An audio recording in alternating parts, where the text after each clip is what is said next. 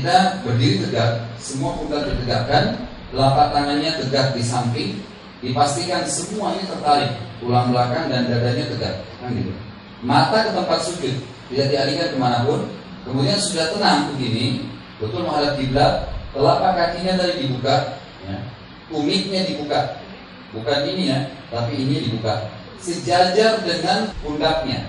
Dan juga perlu diperhatikan ya, kalau lagi sholat, terutama laki-laki ya, bapak-bapak terutama perhatikan, ada hadis yang menjelaskan tidak boleh mata kakinya tertutup. Pada saat ketemu antara tumit saya sama Pak Heban, maka betis saya akan ketemu sama Pak Heban, pundak saya juga ketemu. Ada celah nggak? Nggak ada celah.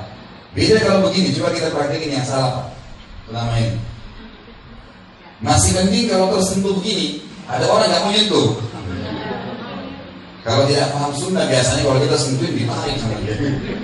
Kemudian kita mulai takbir, Allah, mata terus ya, Allahu Akbar, atau Allahu Akbar. Boleh juga caranya Allahu Akbar, gerakan dulu, Allahu Akbar, ya, dua-duanya boleh. Tadi pertama dengan suara Allahu Akbar bersamaan. Ini enggak, gerakan dulu, letakkan sini baru Allahu Akbar. Terutama kalau sholat berjamaah, imamnya dianjurkan gunakan yang kedua, supaya makmumnya dipastikan tidak mendahului dia. Karena makmum yang mendahului bisa diubah wajahnya menjadi dari tadi. Baik. Tinggal khilaf di antara ulama, lafaz yang mengatakan Nabi SAW meletakkan telapak tangan beliau di dada, apakah itu di awal dada, di atas ulu hati, atau di dada, di atas. Jadi ini dua-dua ulama membenarkannya. Jadi boleh kita Allahu Akbar di sini atau Allahu Akbar di atas, di dada, lebih tinggi. Jadi setelah Allahu Akbar diam sejenak, kemudian baru baca iftitah. Kemudian setelah baca iftitah kita membaca isti'adzah, mohon perlindungan. A'udzubillahi minasyaitonirrajim. Ada dua macam ya. Di sini kita lihat dua riwayat. Kemudian membaca isti'adzah, mohon perlindungan kepada Allah dari syaitan yang terkutuk sebelum baca Al-Fatihah dengan mengucap a'udzubillahi minasyaitonirrajim min hamzihi wa nafthihi wa nafthihi. Barulah kita baca bismillahirrahmanirrahim, gitu kan? Baca Al-Fatihah. Untuk ini ada jabaran sendiri bahasan tafsir, tapi sudah tahu semua Al-Fatihah tentunya ya. Jadi kalau sholat subuh, maghrib, isya, imamnya kerasin suara, pas dia bilang waladhdallin, kita semua mengatakan laki-lakinya amin. Perempuan boleh mengucapkan tapi kecil, tidak mengeraskannya, gitu kan? Karena ini tuntunan Nabi SAW. Itu ada fadilah sendiri. Kata Nabi SAW, siapa yang mengucapkan amin bersamaan dengan aminnya imamnya, maka akan diampuni dosanya. Dalam riwayatnya dikatakan kalau imam mengatakan amin, para malaikat mengatakan amin yang hadir dalam sholat itu. Maka siapapun makmum yang menyamai aminnya imam dan malaikat, maka akan diampuni dosanya yang lalu. Artinya tertib. Begitu imam mengatakan waladhdallin, imam dianjurkan membaca amin, lalu semua makmum mengatakan amin. Ini memang mengeraskan suara. Membaca satu surah atau ayat dari Al-Quran. Kemudian beliau SAW membaca sebagian dari Al-Quran. Terkadang beliau membaca satu surah secara lengkap. Kemudian kita rukuk. Allah, kembali lagi gerakan dasar, Allahu Akbar, gitu. Ini lututnya digenggam dan gitu. Kemudian dipastikan punggungnya rata. Kemudian kita sami Allahu liman hamidah. Kembali lagi ke gerakan sama nih. Ini standarnya nih, kembali sami Allahu liman hamidah. Boleh begini, boleh sami Allahu liman hamidah kesini. Tetap tegak, ya, gitu. Jangan bukukan dan konsentrasi mata di sana. Kemudian sujud dengan dua cara tadi ya. Sujud kita bisa meletakkan. Jadi sujudnya ini adalah boleh lutut dulu turun seperti ini. Jadi sami Allahu liman hamidah atau sami Allahu liman hamidah. Kemudian kita sujud dengan cara menurunkan lutut dulu. Kemudian baru telapak tangan diambil jarak ukuran siku kita. Jadi ini ukurannya ini siku di sini ya. Letakkanlah telapak tangan kita itu di tempat yang secukupnya dan ini sejajar ya. Barulah kita sujud. Allahu Akbar. Perhatikan siku jauh dari tulang rusuk, siku jauh dari tanah, perut jauh dari paha. semua tadi dipraktekin. Paha jauh dari betis. Paha jauh dari betis. Jadi turun Allahu Akbar yang diletakkan. Kemudian sujudnya diambil jarak. Nah ini tadi sejajar sebelah pundak. Allahu Akbar ya. Ini sangat beda Bapak Ibu sekalian dengan sujud yang salah begini. Atau orang sujudnya begini ya. Ini pasti tidak betah dia untuk sujud. Tapi kalau tadi sesuai dengan sunnah, ada sirkulasi udara, kita bisa lama. Sujud pun bisa lama ya. Ini Allahu Akbar.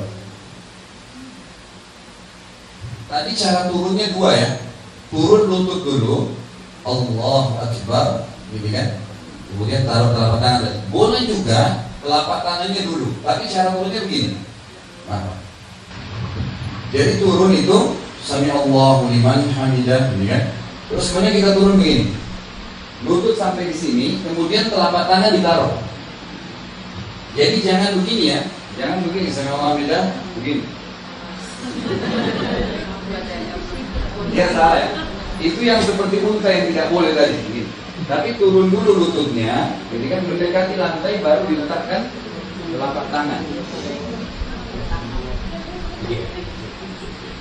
Umumnya sih ya, umumnya yang lebih mudah itu lutut dulu turun. Umumnya lebih mudah. Tapi dua-duanya boleh. Baik. Sekarang pada saat kita sudah sujud tadi, perhatikan sujudnya 7 anggota badan ya tadi. Telapak tangan, muka sama hidung, lutut dan telapak kaki. Bangun dari sujud, duduknya iftirash. Ini iftirash ya. Kalau kita sudah sujud tadi, ini duduknya bangun iftirash begini. Allahu Akbar.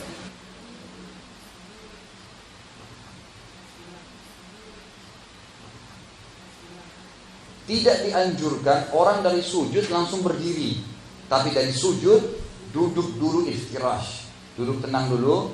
Kemudian setelah itu mengepal tangan kita, ditopangkan di lantai yang mendorong tubuh kita ke atas.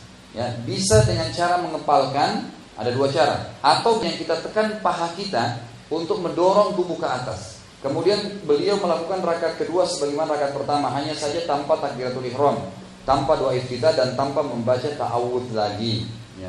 Duduknya iftirash, atau kita mau tahiyat, jari ini sejajar dengan ujung paha. Jadi bukan diturunkan tapi ditaruh di sini, kiri kanan. Kemudian kita tahiyat. Ada dua pendapat juga dalam masalah tahiyat. Bolehnya kita mendirikan jari ini dari awal, dari at-tahiyatu lillah sudah menaikkan jari. Boleh juga seperti biasanya setelah tasyahud, asyhadu an la ilaha illallah, baru dinaikkan jarinya. Ada juga hadis yang dihasankan oleh para ulama, disunnahkan menggerak-gerakkan jari. Karena ada hadis yang berbunyi gerakan jari di tasyahud lebih keras bagi iblis dari cambukan besi. Kemudian pada rakaat ketiga dan keempat beliau hanya membaca surah Al-Fatihah saja dan tidak membaca ayat apapun setelahnya. Kemudian tidak diriwayatkan dari Nabi SAW bahwasanya beliau membaca ayat atau surah lain pada 2 rakaat terakhir. Yang perlu diperhatikan di sini, lutut saya, betis selalu tidak berubah sejajar dengan pundak. Ini penting. Termasuk kalau Bapak Ibu mau mengubah, ini kan duduk iftirash namanya. Kalau mau duduk tahiyat terakhir tawarruk, begini caranya. Ini hanya dimasukkan ke sini dan duduk. Saya nggak usah dorong teman saya di sebelah. Jadi ini hanya sekedar memasukkan kiri di bawah tulang kering kanan. Selesai. Jangan begini ya. Ini begini, kemudian begini. Dorong teman di sana, ketabrak semua. Nah, makanya cara mengubahnya sederhana. Hanya ini yang dimasukkan saja. Selesai. Jadi kan? Jadi tidak perlu berubah. Dari pertama takbir, dari saya bilang patokan tumit sejajar dengan pundak itu sampai salam. Dan salawatnya perlu diperhatikan ya. Riwayat hadis Nabi ini bukan buatan saya, tapi Nabi yang tuntun kita. Membaca Allahumma shalli ala Muhammad, enggak ada Sayyidina. Ini lihat, perhatikan hadisnya. Kita bolehkah mengatakan Nabi Muhammad Sayyidina? Boleh, Tuhan kita. Tapi khusus lafaz salawat dalam sholat, memang Nabi ajarin begini. Nah kadang-kadang kita ini menganggap di Indonesia kalau tidak menyebutkan Sayyidina tidak hormat pada Nabi SAW. Keliru. Menghormati Nabi itu bukan berarti seperti tradisi kita Indonesia membacakan salawat Nabi itu sudah menghormati Nabi SAW. Kita membaca Allahumma salli ala Muhammadin wa ala ali Muhammadin kama sallaita ala Ibrahim wa ala ali Ibrahim innaka Hamidum Majid. Ada innaka Hamidum di sini ya. Di Indonesia biasa riwayatnya itu cuma satu kali innaka Hamidum Majid, ini dua kali. Kemudian yang kedua, Allahumma barik ala Muhammadin wa ala ali Muhammad kama barakta ala ali Ibrahim wa ala ali Ibrahim innaka Hamidum Majid. Nah, kemudian yang terakhir adalah masalah salam tadi.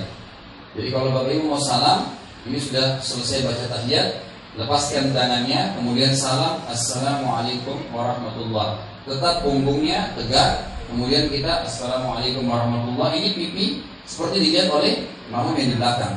Jadi bukan hanya noleh ya, tapi assalamualaikum warahmatullah, dipastikan leher ini terbalik.